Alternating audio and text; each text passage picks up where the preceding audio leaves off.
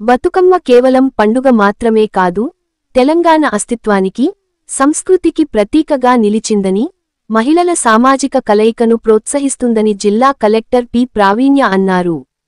గురువారం జిల్లా కలెక్టరేట్లో నిర్వహించిన అటుకుల బతుకమ్మ ఉత్సవాలు అట్టహాసంగా జరిగాయి. జిల్లా కలెక్టర్ ముఖ్య అతిథిగా హాజరై, పూలతో అలంకరించిన గౌరమ్మకు పూజలు చేసి అటుకుల బతుకమ్మ సంబురాలను ప్రారంభించారు. రాష్ట్ర ప్రభుత్వం అధికారికంగా నిర్వహిస్తోన్న బతుకమ్మ వేడుకలకు పంచాయతీ రాజ్ శాఖ ఆధ్వర్యంలో ఘనంగా ఏర్పాట్లు చేశారు.